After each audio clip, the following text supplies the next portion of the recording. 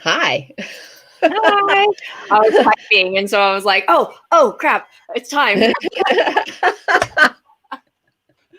We're Uh, so prepared. We're so prepared all the time. we're always It's okay. prepared, and we're always, just slightly not on time. It's still at 4:20. Happy 4:20. Um, Happy 420. We have guests today. we have guests today. I'm very excited. So we're gonna kind of take some time, let a few people join us. Yes. Add There's some in, important shit and to cover today. So go we have get your friends. some. Tell them to come on over. It's Yes, time to start. yes. We are Oh my going to be God. covering two very different topics today. Um, We are. and for those that are tuning in and What's up, listening Jess? later, I'm dying a little. Forgive. it's all right. It's all right. Um, Hydrate, everybody. hydrate. I got two waters. I got a sparkling water. I got a sparkling CBD water, and I've got regular water I today. have regular sparkling water. Guess what I don't have sitting next to me? A lighter. No, I do. I did grab my lighter. Ashtray. I had to look at my. No, I grabbed that too. I had many messages for myself to don't forget this. Not many, but I kept A blunt. Yeah. A bowl. No, I don't have coffee next to me. Oh shit! Well, that I would never have guessed that. I would have gone through the whole list. I know. Water and seltzer. So if you're here, say hello in the comments. We'd love to see you. Yay.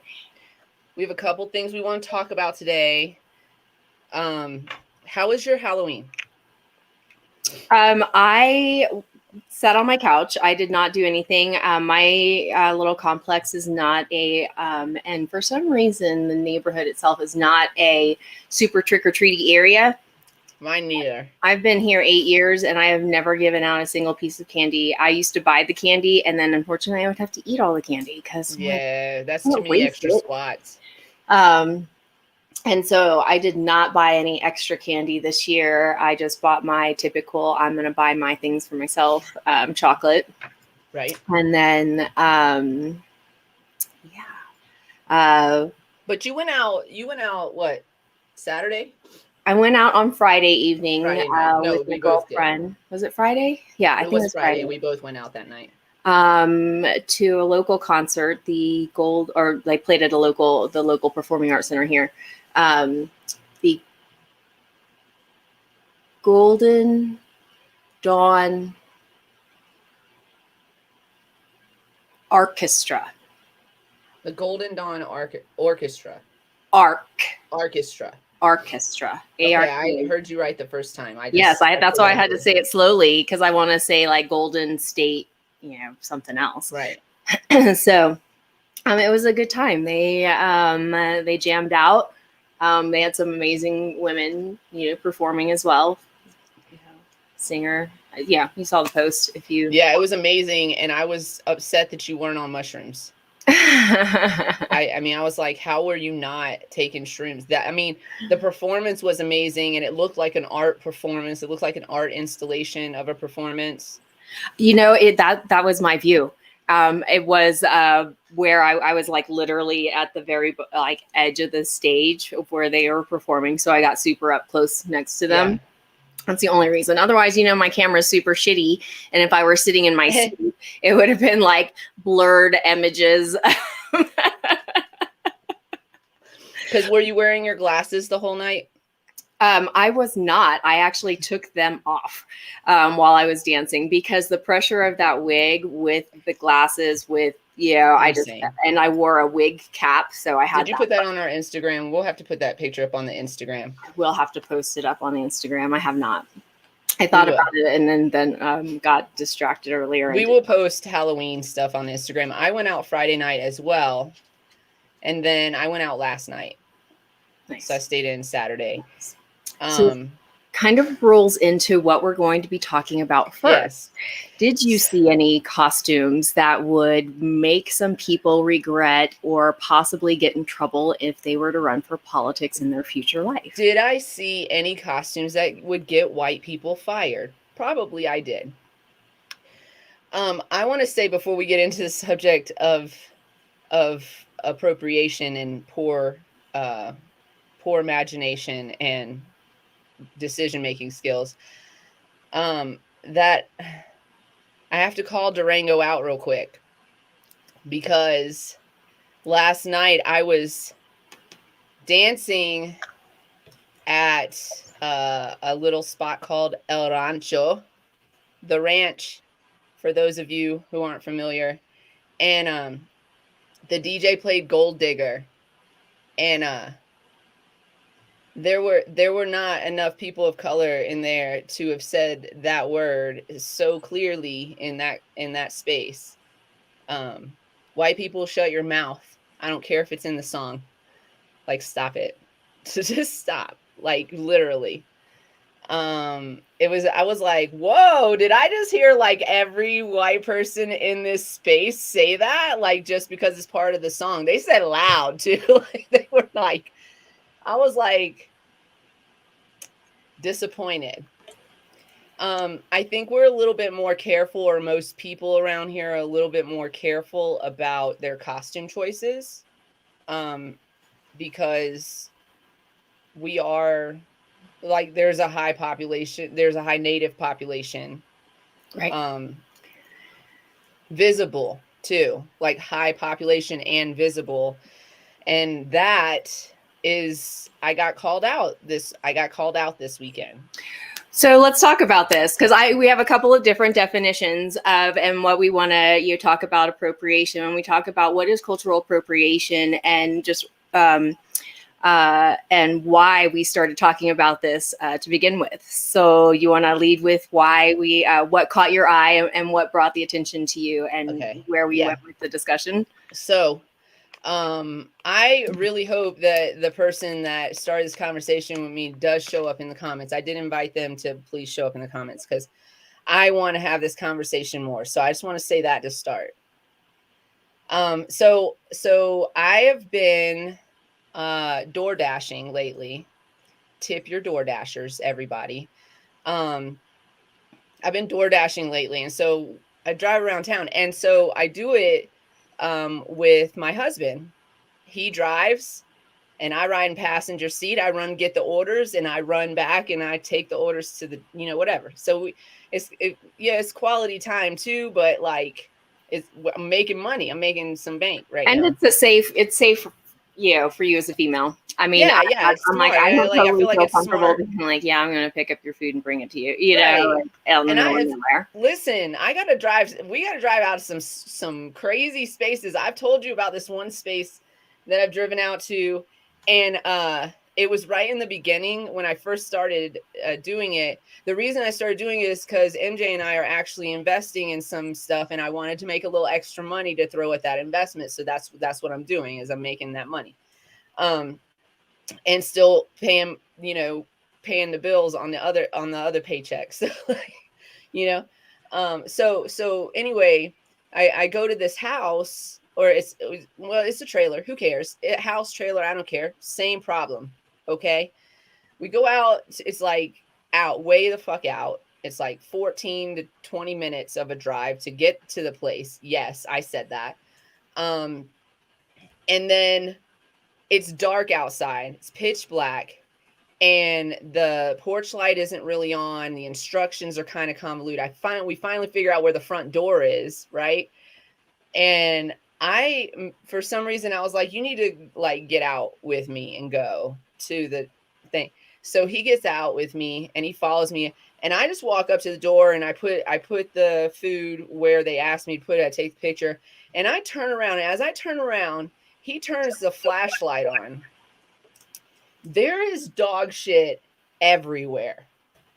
Like, I almost stepped off of this porch into a pile in my brand new white shoes that my best friend bought me over the summer that are still sparkling white. I would have lost my mind. So it gets kind of sketch. So the point being is that, he drives, and then I feel safer. And while I'm dashing, of course, I'm seeing everybody's decorations. And we go by this house, and there's like a whole scene of skeletons in this person's yard, on their roof, on they got the extra like window peaks. They got them on top, like a skeletal structures on top of that, like birds and horses and people and everything, demons, skeleton. Everything skeleton. skeletons. All And different scenes, right? and the theme in their yard is a luau. So I don't think anything of this. People doing the how low can you get? What is that called? Have we figured that out yet? Limbo. It's limbo. Limbo. It's limbo. Okay. Limbo. But they literally. Had, so what did they call it? It was like they had leis, they had Hawaiian shirts, they had grass skirts. You guys, we spent the whole weekend not knowing the name of that game. Okay. That's now came to me literally. Okay. So I posted on my Instagram story, right? And one of my, I would say one of my internet friends, we follow each other. One of my internet friends called me out on it. She said, while I'm sure this was in good fun, it's actually inappropriate and in poor taste. That's what she said. And I said, can you explain that? Like, I don't know what you're talking. Why is this in poor taste? And then she tells me that there's a history. I did not know this. I found myself ignorant, and I'll pause for the and.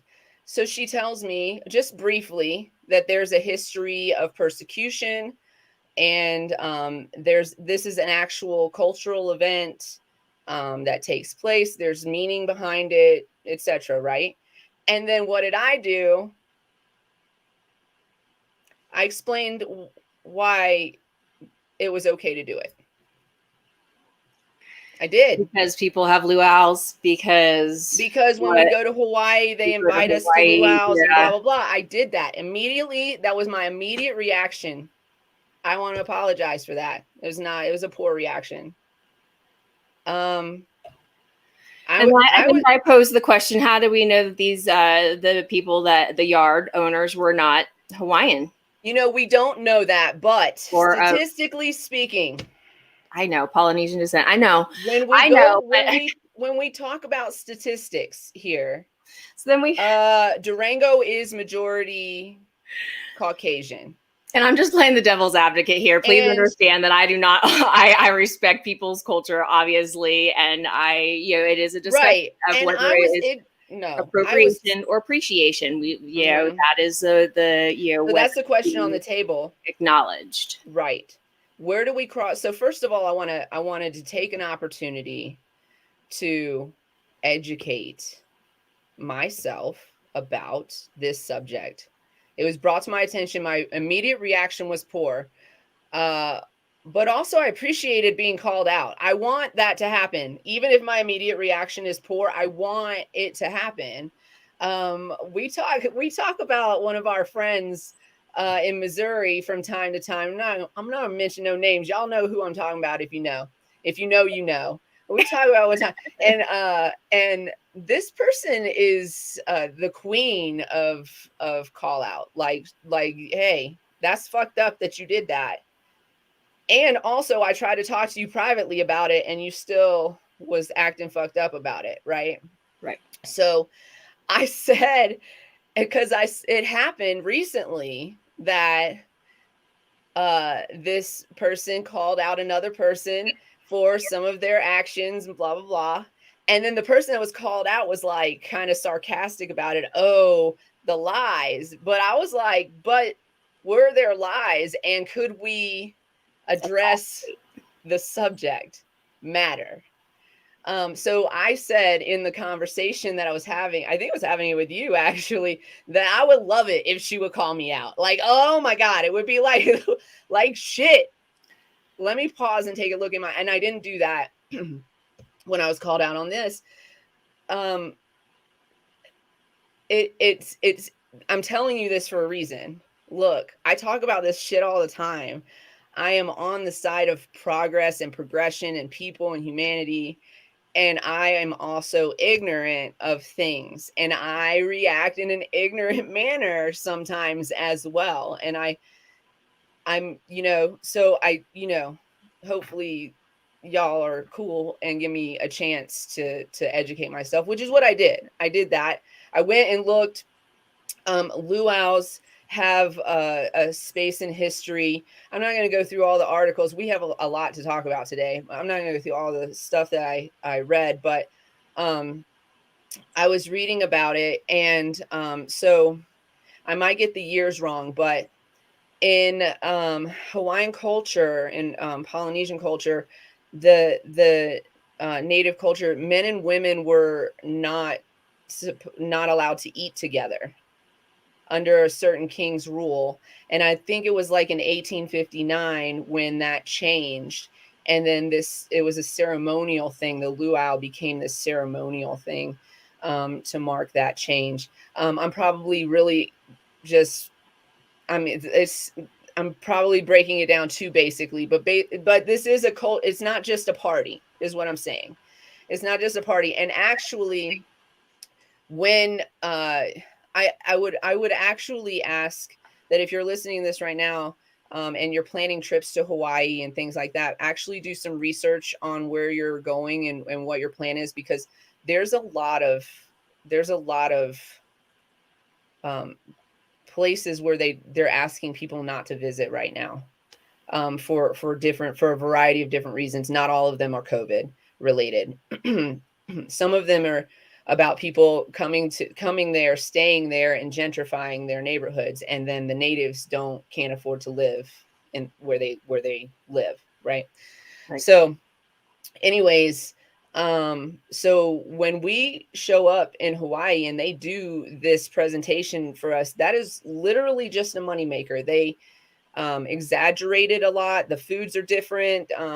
They serve chicken fingers and French fries. Stop it, white people. That's white people shit. Stop it. Like, if you go to somebody's table, eat what they serve you. Like, seriously. Stop. I would hope that if you're going, you get to experience the traditions and why, again, have an appreciation and a respect of understanding what the culture is, and why you're going there, why it has been. So that's the difference between appreciation and appropriation. Right.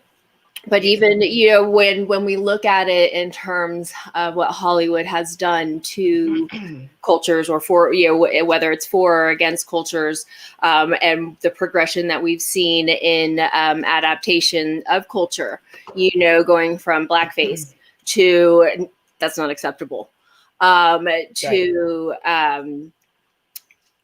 even now where they're saying, voice actors, they're calling voice actors out for doing accents, and it's like,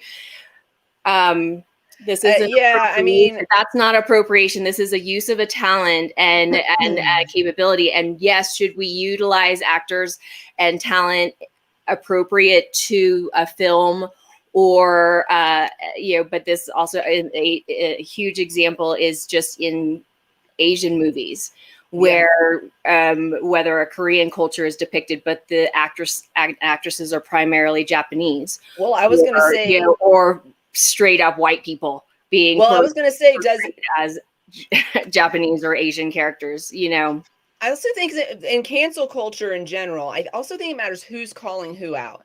I think a lot of woke white liberals call people out on shit, and it's unnecessary, or try to cancel people, and it's unnecessary. I was going to use a similar example for what you used, and that was but it was actually Scarlett Johansson was cast in damn it, what's the movie?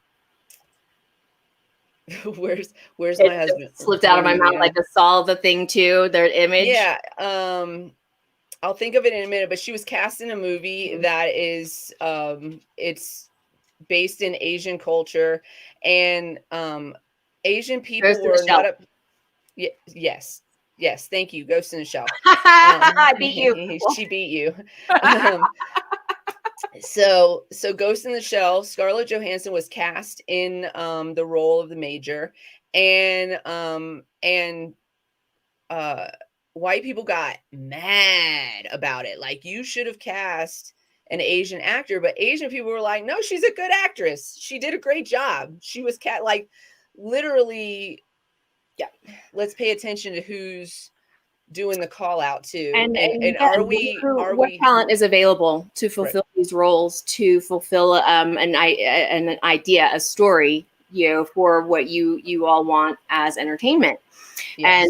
And so we kind of were talking, I brought up the whole Moana thing and the way that Disney has kind of moved through their different approach to cultures. And Moana, they actually did go in and and even a few of their more current cartoon movies, or whatever you want to call them, I don't know, animations, they go and they immerse themselves in the culture. They do try to utilize the talent that community has, and they do try to incorporate, and immerse themselves to understand and represent it appropriately. Right. And so I think there was, as I was looking through articles, there was a question, is it appropriate to dress as Moana? Moana is a character that was developed from an actual, culture, and, and they focus on the culture, and they actually do education. If you listen to Moana and they talk about, but is the person wearing the costume or portraying the character right, but then that's saying, okay, well, what if I'm as a little Asian girl, do I want to be Cinderella? Am I not allowed to be Cinderella? And it's a sticky situation. Well, white people aren't oppressed, and generally speaking, so yeah. I mean, I dressed as freaking Orphan Annie when I was a kid with a red well, first of all, if you look like me, you've done it. That's like real life. If you look like me, you've done it. Maybe not to the extent that people like. I've never done blackface. I would never. I've dressed as an Indian, but, as a Pocahontas. Pocahontas when I was a child. My parents definitely dressed me, and so it's about education. I think that we need to definitely be educated on these things. So, taking an opportunity to do that. Maybe it is inappropriate to depict the luau. And I don't think those people listen to our podcast, but if you do, consider business suits next year. And consider like an office space. If you share our show, Cannabis Closet Podcast with Canna Queen and MJ, and you have anyone that is a native Hawaiian, I should stick one of the cards in the box, and then we talked about your yard on our show the other day. We would love to hear your take on that. We'd love to hear your take. And also, again, are we taking it too, are we the appropriation? Where's the line? And I think the line is it offensive? Is it out of line? And someone's always going to be offended. I think no. For me, the line is that when I am going to make a lesson out of this for myself, that when somebody makes an effort to educate me about something like that, that I listen and don't react in haste and defensively. There are a lot of things we don't know about the people who put that up in their yard. They could have had their honeymoon in Hawaii last year and they were so excited about it, whatever. And I think it comes down to, though, education in America is whitewashed like a motherfucker, and we have to learn these lessons. And so for my reaction, I apologize, and I will do better. And that's it. Great. Well, that was, and there's so much more, obviously, like conversations that go along with this in terms of examples and discussions about it. So make sure you're having that discussion with people, or if you're planning your costumes or something, do a little educating of yourself before you go to research a costume that may or may not appropriate a culture. Or keep it simple and be a unicorn. Yes. Last night I was both a unicorn and a person riding a unicorn depending on what part of the night we were talking about. It was hot. Sneeze. I'll be right. I'm going to mute myself real quick. Watch, I probably won't be able to sneeze now. Bless you, though. Or now I definitely won't be able to sneeze. My bad. Welcome everybody to the Cannabis Closet podcast. If we didn't say it before, I'm Canna Queen, and this is MJ, and we talk about things that happen that are relevant to cannabis in the cannabis industry.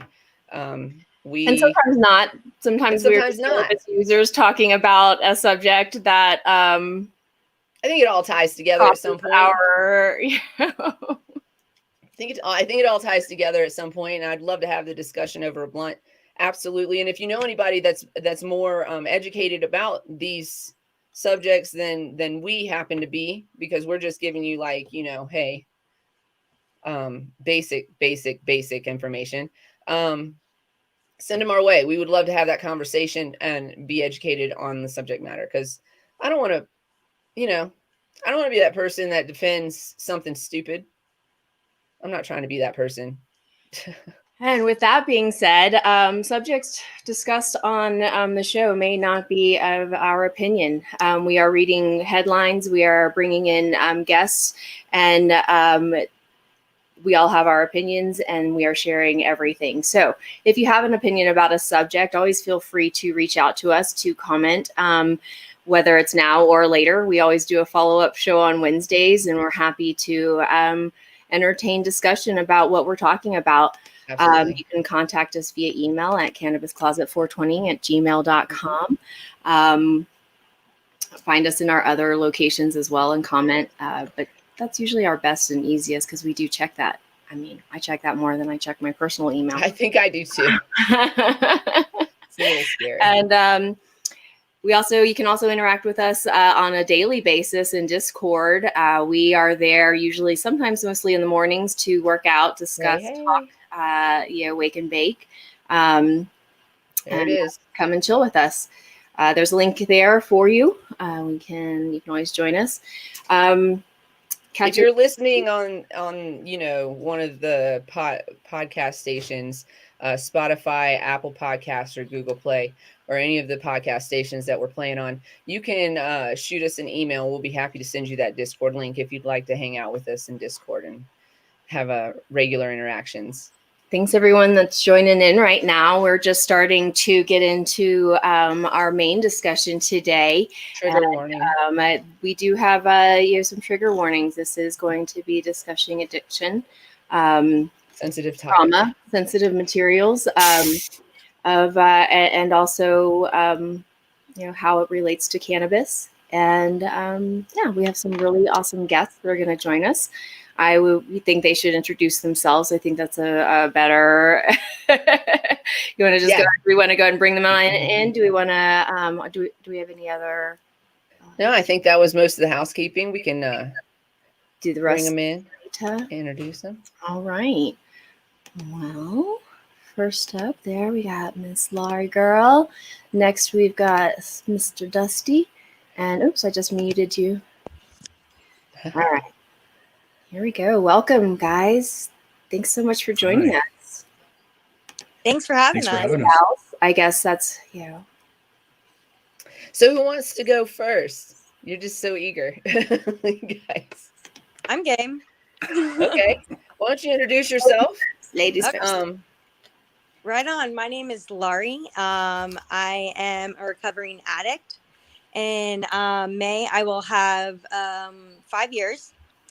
And not only am I in recovery, I'm a state coordinator where I help people that who are struggling with drugs and substance abuse and co-occurring issues such as mental health. And I help them get into rehab, outpatient, partial hospitalization, and all that. And in January, I will be starting my master's in license in marriage and family counseling. Nice. And I also worked in the cannabis industry for about 4 years out in Denver. And that's about that.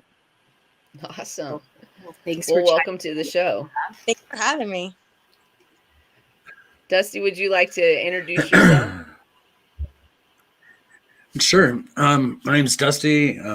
I've got 4.5 years sober, thanks to cannabis. I had a really hard time. I spent my entire life addicted to one substance or another. I would get off one substance, and then the VA would put me on some other substances, and I would just get overloaded with opiates. And then they cracked down on it and turned into heroin. But thanks to cannabis, it has fought the drug seeking in my life. Mm-hmm. It has eased the anxieties. It's been a saving grace for me. I wouldn't be here today if it wasn't for cannabis. I would be not here. Not this dude anyway. And you're currently studying right now also, correct? You're in school right now? Yes, I'm a senior. I'm getting my Bachelor of Science in Counseling and Substance Abuse. Nice. Awesome. Nice. You guys, we need more understanding and more. Thank you. Yeah.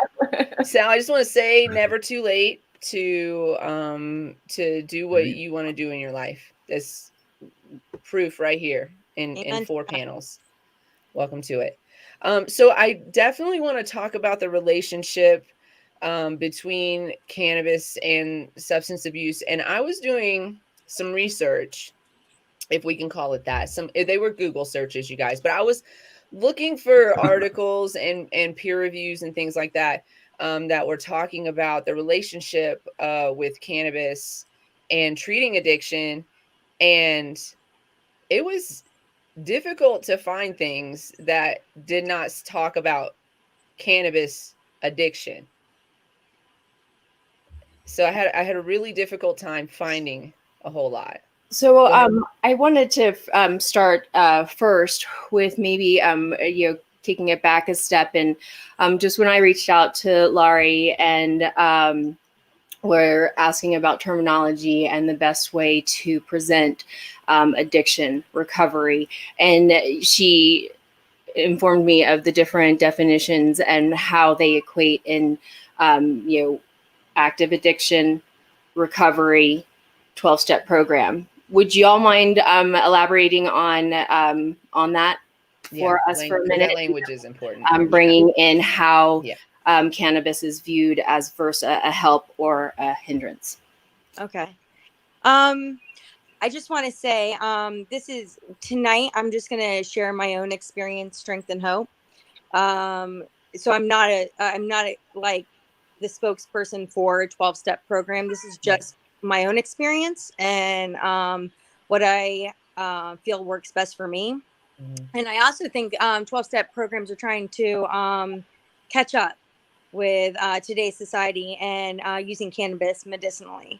I feel like we're there, but we're not there completely. So I work a 12-step program. And when I got clean, like cannabis wasn't necessarily in fact, when I was in the cannabis industry, I didn't even consume cannabis and it wasn't necessarily my cup of tea. However, when I got in to the 12-step program, they, usually recovery means you are someone who is not consuming any substances or any mind altering substances. Now, if you want to get real deep, and that's a whole other conversation, that can even go into mental health medicines. If you're really old school 12-step program person. So what I was taught was no mood or mind altering substances. And when you're working a 12-step program, you're in recovery. Now that's just what I know and what I've come to learn on that. There's a difference, and some 12 groups are very adamant about not saying clean or sober because they want to identify it as the disease of addiction and not saying, oh, I'm an alcoholic or an addict, or some people just want to say addict because you're kind of like a whole shebang kind of person, because it is in my own personal life, and what I believe is that the disease of addiction doesn't discriminate. It will manifest itself into different ways in your life. So, and I've seen it manifest its way in other people's lives. I know it has in mine, because right when I gave up drugs, and things I didn't think I had issues with came up later on because it's my mentality. It's a physical, mental, spiritual, and emotional disease.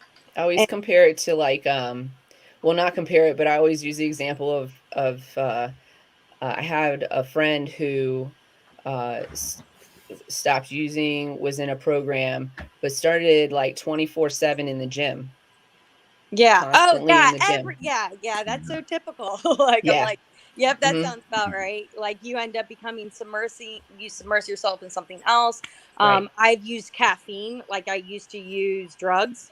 Right when I got clean. I mean, it was 0 to 100 real quick. And we do have this saying, it's like one is too many and 1,000 is never enough. So basically what the disease of addiction wants to do, or at least for me, is I want to feel something outside of myself because I can't sit with what's going on inside of Laurie. You know what I mean? And I do that through obsessively and compulsively using.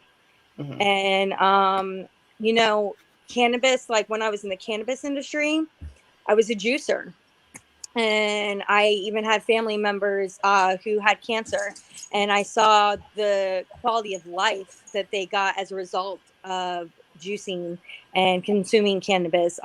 They were able to eat meals, you know what I mean? They were able to sit in their last days of their lives and have conversations with their family members and remember, like, be coherent, you know? People with fibromyalgia, you know, were on opiates for decades and only found some form of reprieve when they were on cannabis. But now, and I say this in all non-judgment, and I say this only from the mentality of an addict, because that's how I think is what my thing is. And I've seen people who have gotten off opiates, and then cannabis has given them a second chance at life, you know? And like I said, I say this like from a place of love. Like, what I see is like the substitution. You know, sometimes that could be a substitution because you can take 15 dabs to the head, like right after one or another. Is that like necessary? But it also depends on your body, what your body takes in. Because I've worked with a manager who can go to work on 500 milligram edibles, and she's a freaking champ. You know what I mean? And run a store and run a dispensary, you know, like a boss. So that's my only thing with substitution in regards to like consuming cannabis. We do have in some 12-step fellowships, they have a booklet called In Times of Illness. And basically it helps you guide what you would work with your sponsor and what you would work with a medical cannabis doctor if you choose to use cannabis as your own personal medication while you're working a 12-step program. So the conversation is starting to be had. Oh yeah, it's been going on. A lot of people are choosing cannabis over, you know, because with cannabis, you know, their life might not feel unmanageable, and unmanageable can look completely different for lots of people. I've seen people in the rooms blow paychecks on bud, you know, and that becomes a problem, you know, or what some people chastise women for doing for drugs, I've seen men do for cannabis. You know what I mean? So it's really on what you feel on your own spirit, what has become unmanageable for you. Right. Dusty, can you tell us about your experience with cannabis and what your thoughts are on that? I just want to remind everybody that nobody on this panel is a doctor or a lawyer either. So we're speaking from experience in the cannabis industry or with cannabis directly, and from life experience as well. So, Dusty, go ahead. Well, when I was addicted to amphetamines, and to get off of that, I had to go to the VA, and I used cannabis on the sly, without them knowing, to get through the worst of the symptoms. Why did you have to use it on the sly without them knowing? Because the federal government thinks it's a Schedule I drug, and they will deny you any kind of health care whatsoever if you test positive with THC in your system. But they would give me so many milligrams of Oxycontin and so many milligrams of Somas that my life, I wasn't there, you know. My body was there, but I wasn't there. And when I weaned myself off of that, when I moved to Hawaii and weaned myself of all the opiates, I just started smoking a good hybrid weed, a nice blend that my buddy was growing in Maui. And it eased all of that. It didn't make me want to seek the drugs. It eased my pain. It saved my life. For real. Because I was getting into where I was mainlining Oxycontin just to get that opiate. You know, they say it's non-addictive, the Oxycontin. They advertise it as being non-addictive, but it They is. did. The thing very, is very, that they're supposed to put it, it's addictive. supposed to be used in a way so that you can heal and appropriately in a few days. And then you should be able to use cannabis and other methods Yes, to relieve pain, because just because surgeries or things were fixed doesn't mean pain goes away. Sometimes it relieves it, but it's for initial, and then you're supposed to not. But the way that our medical system has done it just give it to you, and then chop you off at the knees. And you find, and so many people find themselves in the same situation of then turning to street drugs, because they no longer have access to pharmaceuticals that they were, essentially. Spoon. Yeah. I can't Yeah, tell you. absolutely. And what you're saying about the military, they did the same thing to me. Just like, here's a medication. You go in with a problem. It doesn't matter what that problem is. I went in to a doctor to talk to them about my mental health, and I was like, I would like to do talk therapy and not take any medication, because I'm required to carry a firearm for my job, and they will not let me do that if I'm on any kind of mind altering medication. Right. And so the doctor listened to everything that I said and then prescribed me a medication that I had to take, because here we go. And then, of course, immediately after that, they downloaded me and put me in a space where I didn't need a weapon to do my, et cetera, et cetera. That certainly helped my mental health. But they just keep shoving, like, if you go to the doctor and you have a pain, they will shove Motrin down your throat, like these big, huge 800 milligram Motrins, right?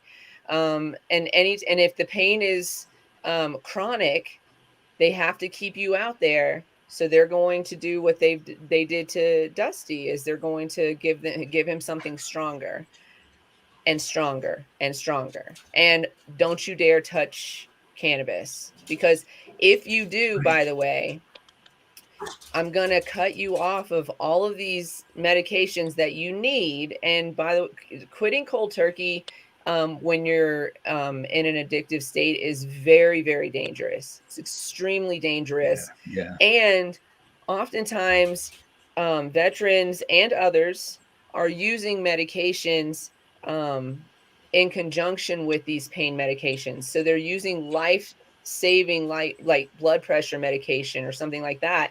The VA will cut a veteran, you guys, signed the dotted line, put their life on the line, come home with mental health issues if they're lucky. Like, that's real life. We lose at least 22 veterans a day to mental health disorders. And part of it is because if they're caught using something like cannabis, they get cut off from all of their other medications and all of their appointments, and they can't see their psychiatrist or their therapist. They can't see their regular doctor. Nothing. This is how they treat veterans. Yep. I do know they are, they're in medical states. If veterans have their medical cards, they are, they have made a directive for that to, be accepted. They are trying to sign into, I think maybe it's just Colorado, but allowing VA doctors to start writing the recommendations for their patients. They're changing regulations about primary care practitioners and how patients are going to be able to access their medical cards. And, and again, wrong direction to take these things into when we can, again, easily access cannabis as adult use and pay more money for it and get less product value in doses that we need medicinally. So we're seeing this disconnect of it, of what patients need and can to change their lives versus what the government allows for.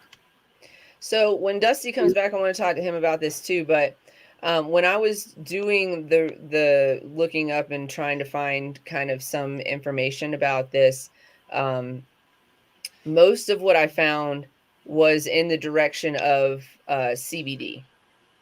Right. So not in the vein of the mind-altering part of cannabis, which is the THC, but rather using CBD to help block the necessity for having those other medications. I think that's where we need more research. The research that is being done, it's being done on, it's not being done. It's not strain specific. It's not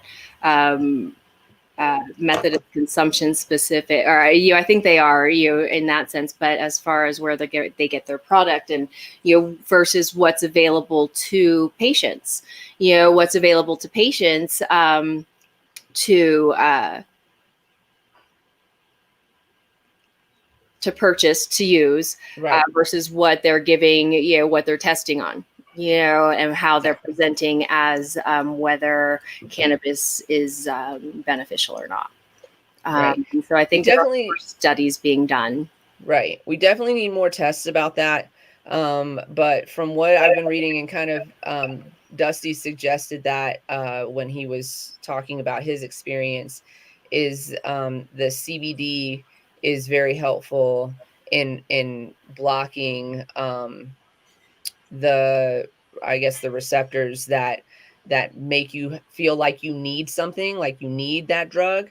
It's the CBD is helpful in blocking that necessity. And I wish I should have reached out to Dr. B or another practitioner to see if they could weigh in on the the way that the body systems and where our receptors are. A majority of our THC receptors are located in the brain, whereas CBD is more active throughout the body.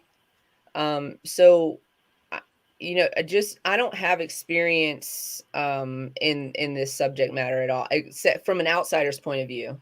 Like, honestly, if my dad had quit drinking and started using cannabis, even if it is a replacement or whatever, life would have been better. So I pulled up a little article just in read that I was reading, and it's from the recoveryvillage.com, which I guess they are trying to report on mental health in a and educate in different ways. So they do have this That's who I work for. Oh, okay. well, there you go. This is what the Recovery Village says about marijuana addiction. So THC, which is the mind-altering component to the drug, activates certain receptors in the brain that cause users to experience mood changes, impaired memory, and altered senses. Often, an abuser will build up a tolerance to the drug, become dependent, crave the drug, and then suffer some form of withdrawal once the drug is taken away. And so the way that I kind of associate is that it seems for they're using it in the broad sense of abuser. Like these are what. And like you said, it doesn't dictate what you're going to abuse. It's just that there is going to be these tolerance, dependence, craving, withdrawal. And that's what I found interesting. So then it did talk about, it says, they talk about studies, and I think there probably are links. I'm going to go ahead and link this into our comments here. in regards to withdrawal from cannabis or withdrawal in general? This one, it's linking it to cannabis. Is cannabis addictive? And since the addictive properties of cannabis have become subject of the controversy, there is evidence showing that about 30% of marijuana abusers will become addicted to the drug. Okay. The chances of developing a marijuana addiction increases 70% if a person begins using during adolescence. And so that was their answer to, is it addictive? Yeah, I want to say too that just for our listeners, because a lot of cannabis consumers scoff at that word when you talk about cannabis and addiction. I often use the word dependency because when I think about addiction, I think about how your body goes through these changes if you don't like feed your body what it's addicted to. And that goes for, hey, you guys, sugar, processed foods. Well, sugar, your body goes through a similar caffeine. Your body goes through a similar withdrawal to those substances. Cannabis, more it's mental, but there is a chance of dependency, right? I don't want to deny that at all. People can become dependent and it can change your life. Dependency changes your life. It means that you're not showing up to work. You're not fostering your relationships appropriately, right? You're not doing the things that you need to do to strive in life, which is the point of being a human being, by the way. So say that again. That unmanageability. Yes. It's not being able to manage your life because you need to go back to the substance. It's that thing. And so, right. If you, and also some of y'all are going to hate to hear this. There are studies that are showing that microdosing cannabis is way better for most illnesses and most symptoms that we're treating with cannabis. So keep that in mind. I know there's a lot of our listeners, myself included, I have a high tolerance, but also just keep that in mind that there are studies starting to show that there are certain illnesses and symptoms that are treated better through microdosing rather than huge macrodoses. So, this particular article kind of goes into a little bit about the cannabis as treatment versus possible preventive measure. So the difference and why, it does say, since we're saying that cannabis can be addictive in a sense, the THC and the mind altering aspect, is it counterproductive to use it in addiction recovery? And so they're saying using one addictive drug to get off another simply does not make sense long term. There are a few things to do that do make sense, however, particularly when it comes to opioid addiction. It wasn't here, but in another place that I was reading, it was actually saying that cannabis was not good for cocaine addiction. And it didn't go into why. I couldn't find why. It caught my eye, and I think I wrote it in one of my notes over here. Says what some studies are finding is that the use of prescribed cannabis for medical conditions, especially for pain issues, can help prevent an opioid addiction from developing in the first place. Many addicts begin their addiction with a prescription for painkillers, and medical cannabis might be a suitable and safer substitute. The way that, again, I've discussed with our practitioners is not substitute, but to use it to help not become addictive. Use the opioid for what it's meant to be used for, and use other things to maintain. And I think that's what where the education is lacking of when they're handing out these prescriptions. I dislocated my shoulder a couple of years ago on the mountain. They were giving me a prescription for Percocet. And I was like, I don't want it. I was like, I'm not going to use it. I'm not going to fill it. They're like, no, take it. You're going to want it at 4 a.m. I'm like, no, I'm not. I use cannabis. I'll be fine. They're like, no, take it. We're going to give it to you anyway.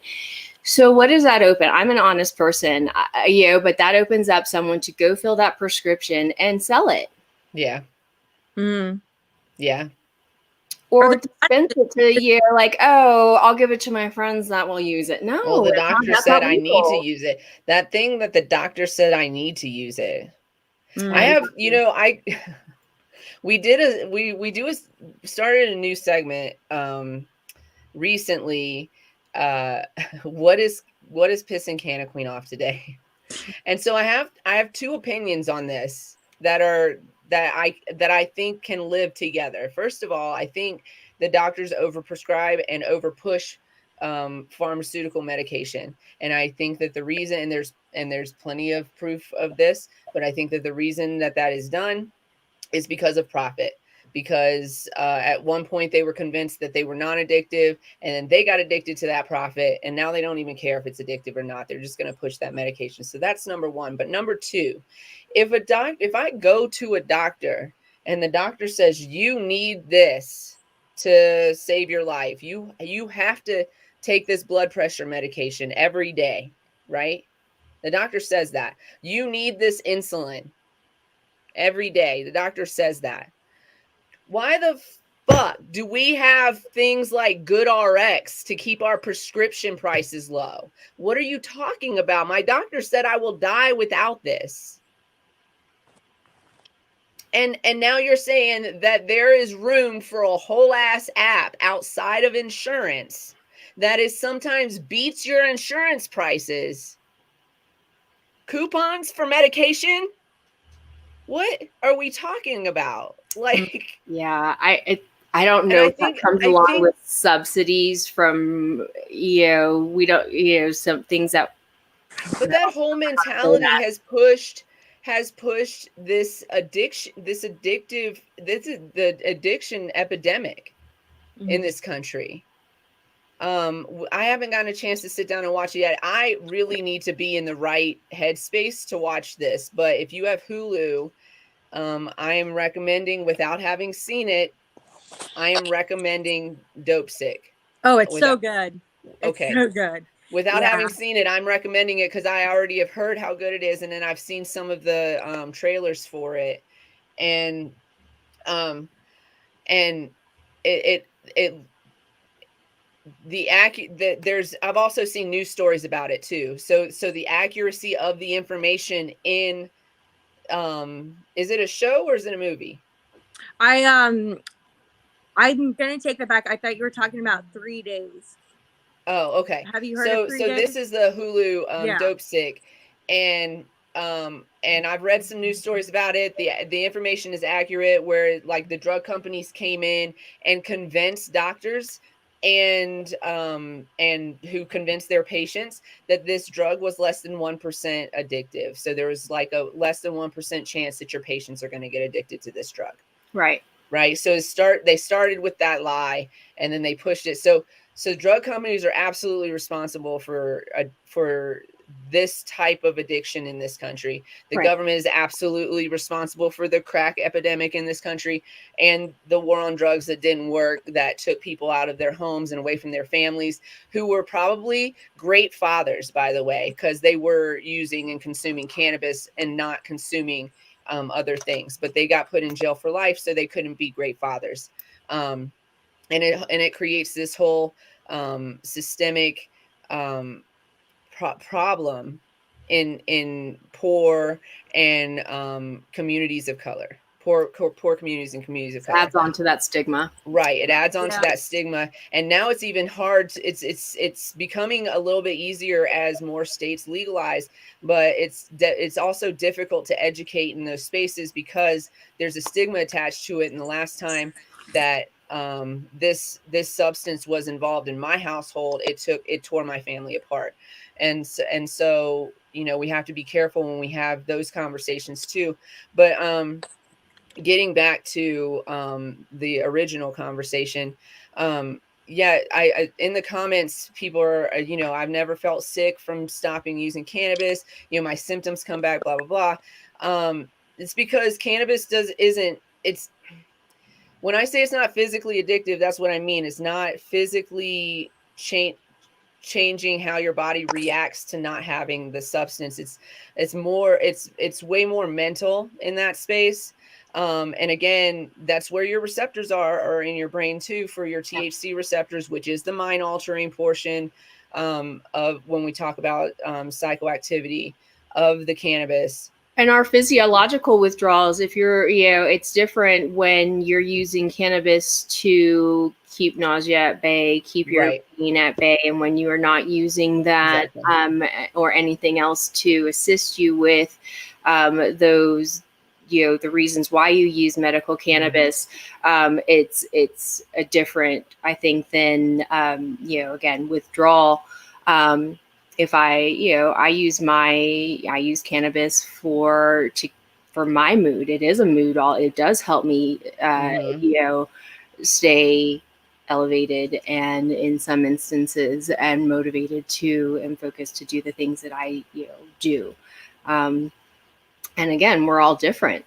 So, and why we use cannabis. And I think though there is what you're talking about, Laurie, is this like really it's this really fine line, because if you live with addiction, then I mean, is that what's happening when an individual who lives with addiction is recovering turns to cannabis as part of their recovery method? Just, ladies and gentlemen, just so everybody knows, we just got into this conversation, but Dusty lost his Wi-Fi. Hoping he gets to come back, but if not, we'll definitely try to bring him on Wednesday to further this discussion, because we absolutely want to hear what he has to say as well. He's super interesting character, and if you guys want to follow him, he's Dusty Thurman. So definitely go check him out. And real quick, Dusty is part of the High Council. Oh yes, we are going to start featuring people from the High Council on the show more often, so you can get to know all of us on the High Council. And Dusty is one of those individuals, and he has a very unique experience that we wanted to discuss. So yes, thank you for saying that. I keep pointing the wrong direction. I'm going to do it for the rest of our lives. And it's okay. And it's all right. I think nope, point that way. You got to point the opposite way. I keep doing that with my cat, thinking her head's over here, but she's like over here. Stage left, stage right. I never was good at it. So, but I do think it's a scary prospect to go to consider another substance in the process. But also we have things like methadone clinics, which I fully support. Any type of help, anything that's going to help with recovery that people choose to do, Yeah. But I think that what you were saying, I think you said this early on when we first started talking about this, and I definitely want you to complete that thought that you were going to just have. But I think you said this early on that when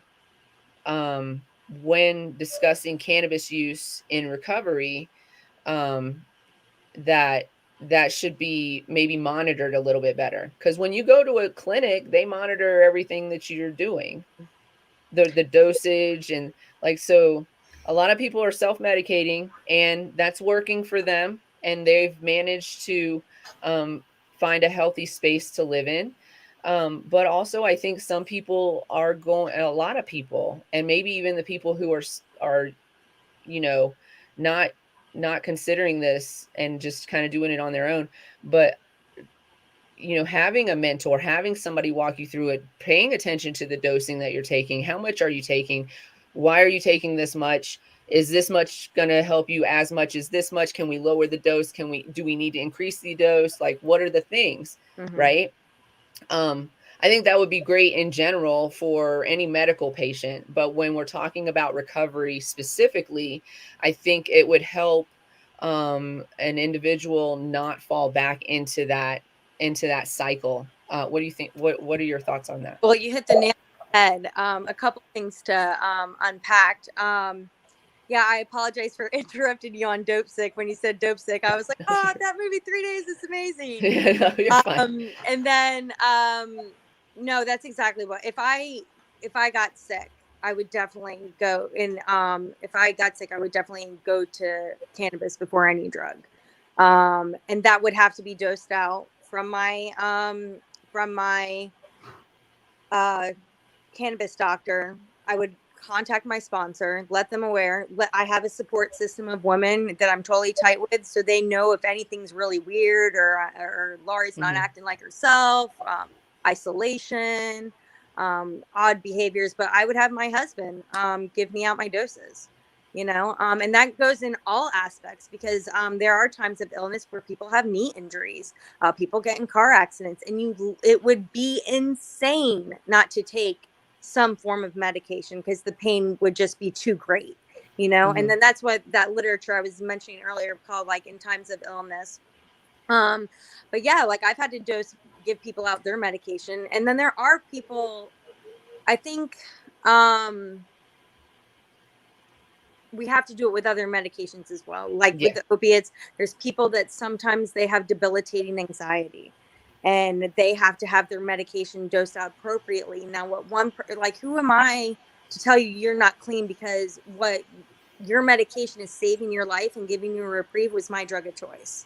And what could be somebody's game changer can also be somebody's drug of choice. So yeah, we've just built up a support system.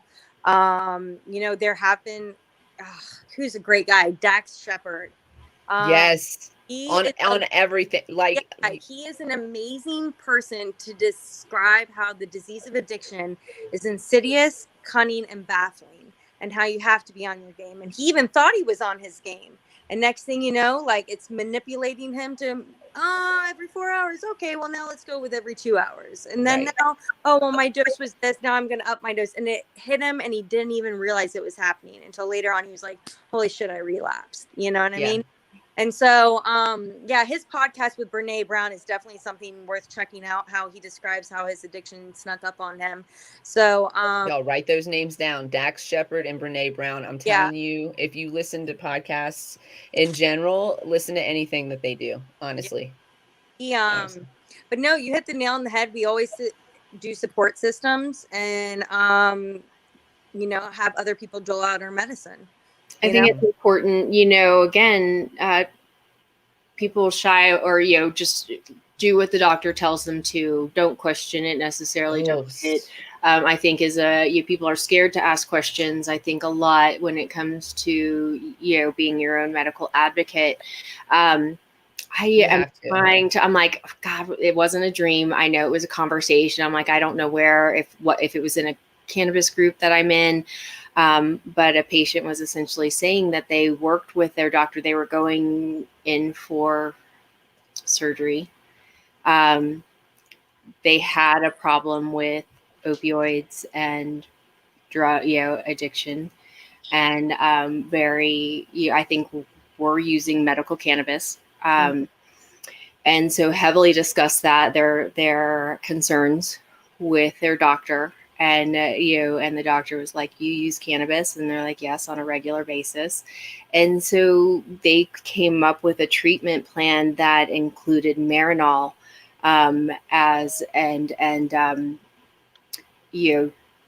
so that was immediately available to them versus whatever other drug that they would have given them to. Just fill everybody in on Marinol. Just a quick fill in. Oh, Marinol is a prescription marijuana. Basically, it is a cannabis-derived drug. And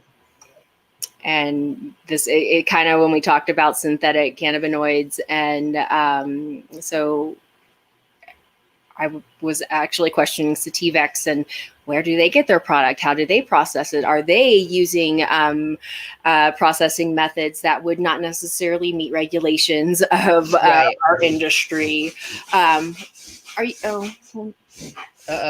the worst sound that a pet owner could hear in their whole life. That's the worst sound. That looks like she had to go take care of that. So to continue though that conversation, it is a synthetic. We actually didn't cover it on our show about synthetics. I didn't even consider, we were talking about like Delta 8 and THCO, and so we didn't even consider the legal medical marijuana, which Marinol would be one of those. It's been on the market for quite some time, way before cannabis legalization across the nation. I will say that with mental illness, THC definitely mood altering, definitely helps me throughout the day. But ladies and gentlemen, CBD and CBC are where you want to focus your energies when it comes to your mental health. And I know I need to take my own advice too, to include more of that CBD and CBC into my daily regime. But that's really where it's going to be at for your mental health. Sometimes we're using cannabis. I say we collectively, we're using cannabis also recreationally. So we're including it in our recreational life and also using it medicinally when necessary. And that could potentially cause an issue, especially if you're somebody who is in a recovery state. So I want you to keep that in mind. I don't want anybody to walk away from here thinking that cannabis is the end all be all to treat your addiction. It is not for everybody. Not everybody should be doing this, but I have also seen it help people and change people's lives. I've had patients who were alcoholics who started using cannabis and stopped using alcohol altogether. And I commend them for that. I would say there is, like we were talking about before, this sticky situation where you're replacing one substance for another. However, I am a cannabis advocate, and cannabis is safer than alcohol. Alcohol is going to murder your liver and a lot of your relationships if you use it in excess. So I was happy to see that. I do know also, though, and I want to be very transparent about this. I also know people whose lives have been ruined because of cannabis, and not because the police came and picked them up and ripped their family apart, but because they were over consuming on a regular basis and they were developing a dependency on it. And when they didn't use it, it was depressing for them because those receptors weren't being fed, and that can get dangerous. So definitely consider working with somebody who can help you with microdosing or correcting your dose. Even if it's not a microdose, maybe you do need a high dose, but correct your dose. Work with individuals like that can help you. And if you're not sure, and if you're not feeling, I guess, steady on your feet in your journey through recovery, then maybe cannabis isn't part of that journey right now. Yep. Well Yeah. said. Sorry, ladies, but she's fine. She's okay? Yeah. Good. Yeah. Oh, that face. She's so cute. So Yeah. adorable. Does anybody have anything else that we didn't touch on? You're welcome, by the way, to come back on our Wednesday show. We do a work Wednesday, where we kind of just do some work and sometimes just follow up on topics. So if at any point in time between now and Wednesday you go, oh, you know what, we didn't talk about that, and you say you want to come back through, we will let you come back through. Absolutely. Thank you, because Yeah. honestly, like I love that there's options out there. You know, right now, like in my life, I have like everything's like just working. Everything I've put the effort in is working for me. You know what I mean? But it's not like that for everybody. You know, what works for me doesn't work for my husband. Cannabis works for my husband. Right. You know what I mean? And it didn't work for me. You know, but the thing is that I would like have my options if there ever was a time to come. Right. Who are both brilliant, you know. In fact, the whole time I'm like, all right, right on. I know who to call. You know, Yeah. whenever I were to get sick or in times of illness, I think you guys are brilliant and on top of your game. And it's nice to have this information out for the masses and to create a dialogue between recovery and cannabis, because these two worlds are coming together. They are. And I know it's, you know, in my personal life, it's been a balance between the two of like, I remember my husband and I are like, all right, well, you're doing a 12-step program, and I'm in the cannabis industry. How are we going to make these worlds work? It works. Yeah, and what's funny is I feel the two intertwining more and more together, Mm-hmm. where I think you can find a balance where you can be a 12-step fellowship advocate, live a clean life, but also be an advocate for cannabis and a healthier lifestyle for people. Awesome. Thank you, Wilson, for saying that you love the information you receive from us. Oh, God. I wanted to say, that, yeah, that's definitely, you can definitely make that work. In my house, it's more of occupation driven, but yeah, I work in cannabis and my husband works for the federal government, and that's the end of that conversation. But yeah, we make it work, Yeah, So, yeah. and I'm deep dive into it. So, I mean, I'm like right here, look at me. This is how I dress all the time. A girl, I made this, I do sometimes, just like stand up impromptu. I've done it a couple times. I say I do it sometimes, I've done it twice, but I will do it again. But one of the things that I said recently was something that happened to me over the summer. I was dressed in how I dress, and this girl at a coffee shop said she loved my theme, and I was like, what? This is how I dress every day. Well, it's not a theme, this is who I am. Like, so yeah, we can definitely, and I hope that one day that our worlds were intertwined as well, but I don't know, until federal government gets their head out of their bums. I don't know if that's going to happen. But we make it work around here. So yeah, I'm glad that there are options on the table. I think that the biggest thing, I think that opioids have their place in the right dosing. They could also work well with cannabis, because what we were talking about before with cannabis blocking the necessity for higher doses, you could lower your dose of your medications while using it simultaneously with cannabis. Some people do that. So there's definitely a place, but I think it's overtaken. It's become a profiteering little situation for these medical doctors and these pharmaceutical companies. And now we're seeing how it's harming America. And it's become a cry. It doesn't matter. It doesn't matter if you're rich or if you're poor. It doesn't matter. It is affecting everybody.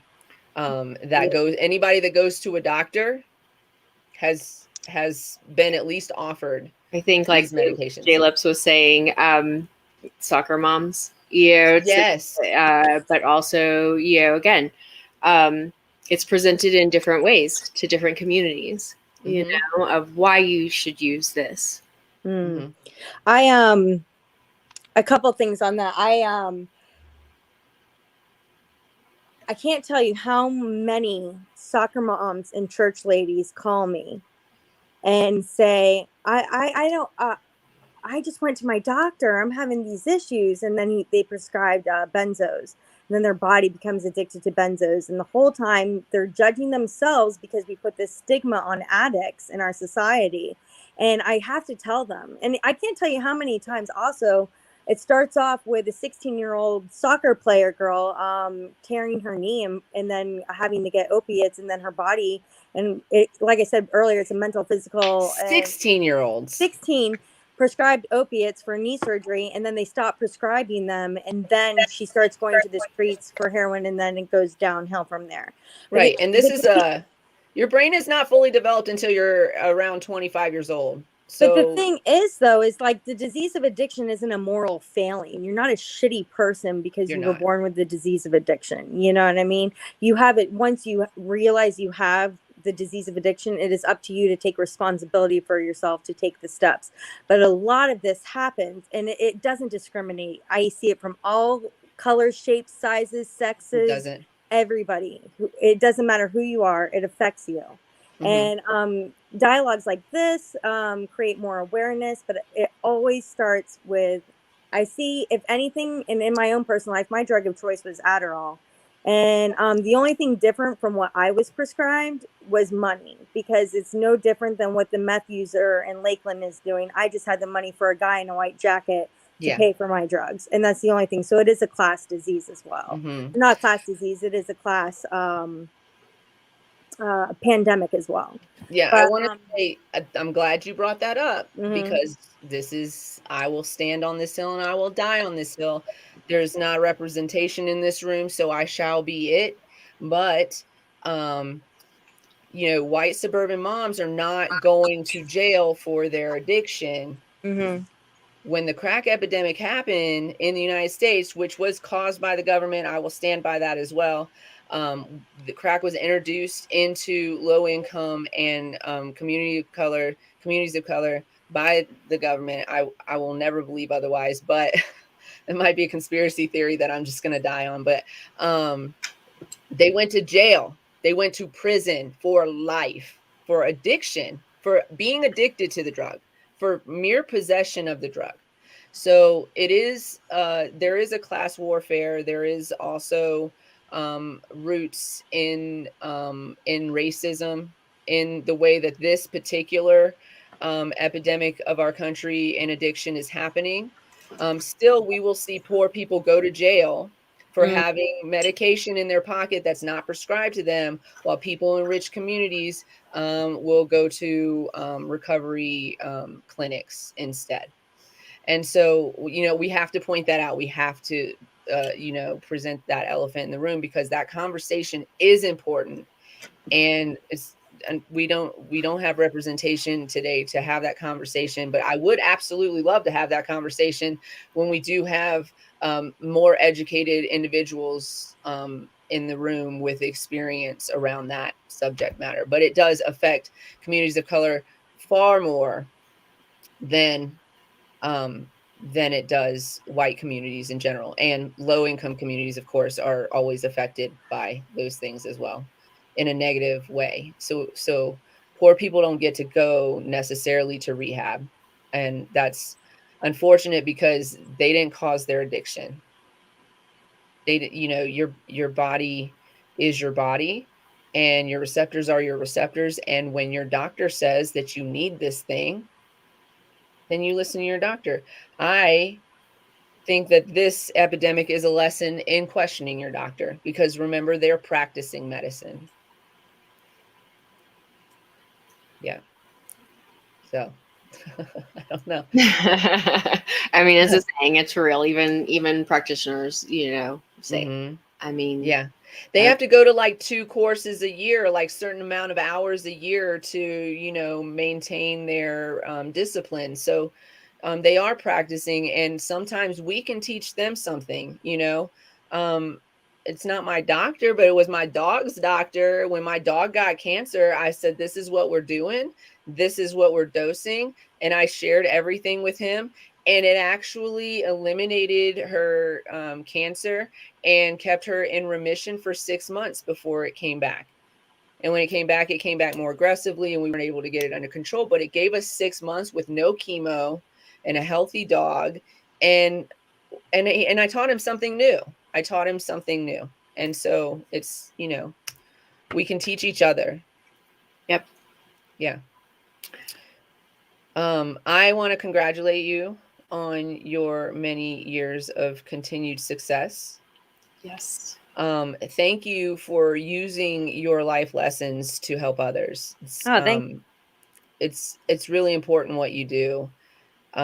Thank you for being open-minded about cannabis, even though you're not an active consumer of cannabis.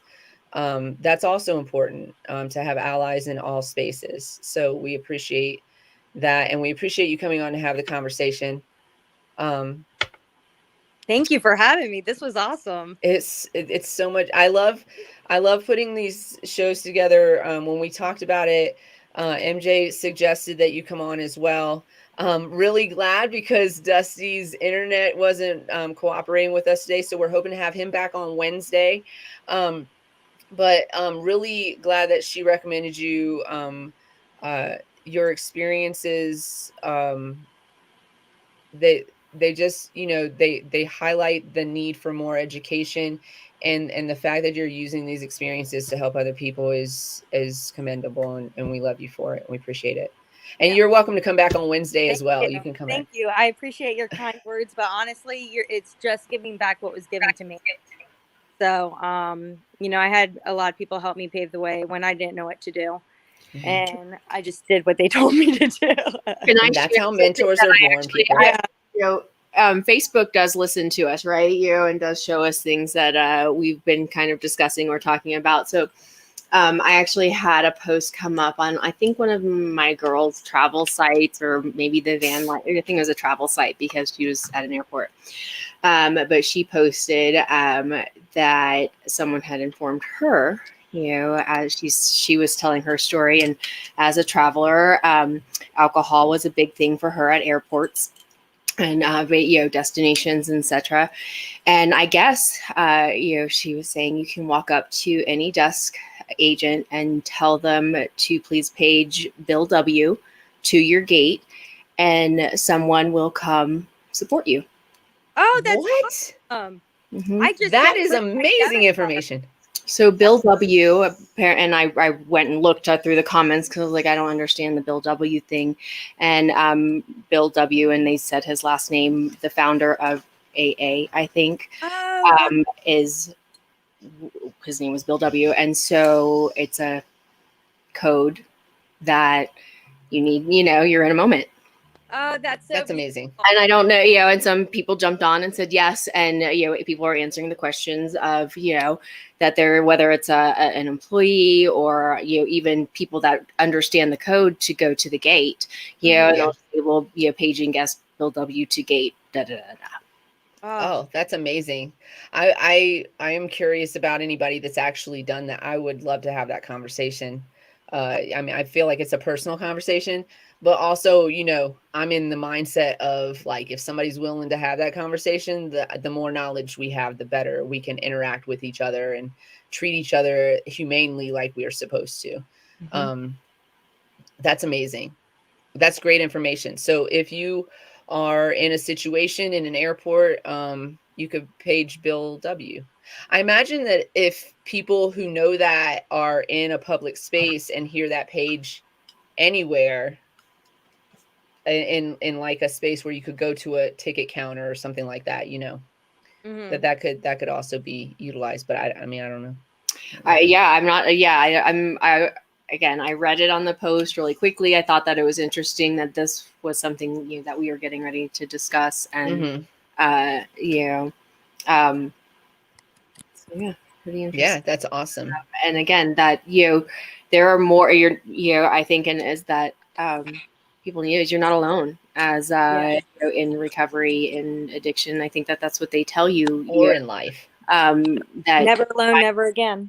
Find a support system. So yes, you know, because it's not the end. Just be, you know, like, and you know, just like you guys are saying about Dax Shepard, it's so easy to slip right back in. You may without not even realizing it, right? And he had years, you know, and he had you know, he's in recovery, you know, and it's just, you know, it's a cunning, sneaky, very sneaky, because it all, for me at least, I had to manipulate myself so I can manipulate and co-sign my own bullshit on why I would use, you know. And it starts off in that sense, you know. But that's really cool though, because I can't tell you how many addicts are probably in that airport, you know, and I'd be like, come with me. You know what I mean? Yes. Everyone unite. Yeah. Be like a flash mob of support. Yeah, absolutely. Because we definitely don't shoot our wounded. And I find it brilliant that you two are not in recovery, and yet I hear lingo just like pouring out of your mouth, you know, never alone, never again, you know, like so it's nice to even have our allies as well on the other side, if that makes sense. Yeah. I grew up in an addictive household. Like my father, I talk about this sometimes. My mother probably would not want to hear me say this, but that she should start listening to the show. Maybe I won't say stuff like this. But my father was, well, my stepdad. He was my stepdad. For all intents and purposes, he was my dad growing up, and he was an alcoholic. And as I became older, I kind of realized that my mother also had addiction to alcohol, but she wasn't mean to me ever, right? So I just didn't recognize it as a child. But even though somebody's not acting in a belligerent manner or being mean or aggressive to you, doesn't mean that their addiction doesn't exist. So just keep that in mind. You know, it could still be affecting their job, their livelihood, their health, their relationships otherwise in other ways. So keep, you know, addiction is not healthy, but you can get through it, and there is support for you.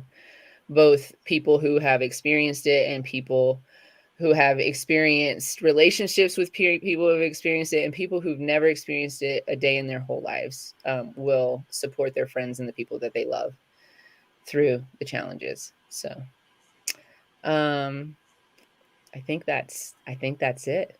Did we miss? We always miss it. We missed it by like 30 minutes. Straight. But happy 420. 420 West Coast. On the West Coast.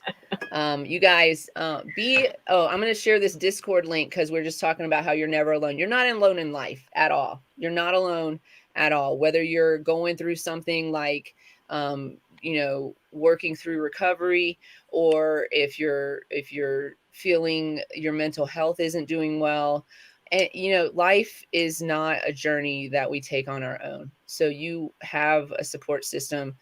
Open your heart and your mind to them. They will show their faces. I promise you. Be nice to yourselves. Have a support system. You can always join us. You can always join us in our Discord. We would love to help you through it, because we understand we have people in our Discord that have been through all kinds of things. So absolutely come hang out with us in our Discord. Be nice to yourselves, you guys. Put your mask on before you assist others. It's very important. Love yourself.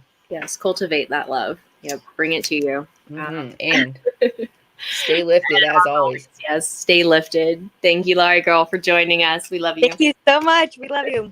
Thank you to all of our listeners. Make sure you like, share, follow, all that stuff. And we'll see you on Wednesday for a follow-up show. And November 8th, join us on November 8th. We're having a discussion about women's health and reproduction. So yes, and definitely how join us. Plays a part in that, and how, again, stigma plays a role in our women's rights and reproductive process. Absolutely. See you guys on Wednesday, 4:20 Mountain Standard Time. Every Monday and Wednesday. We will see you then. Thanks for joining us. Peace.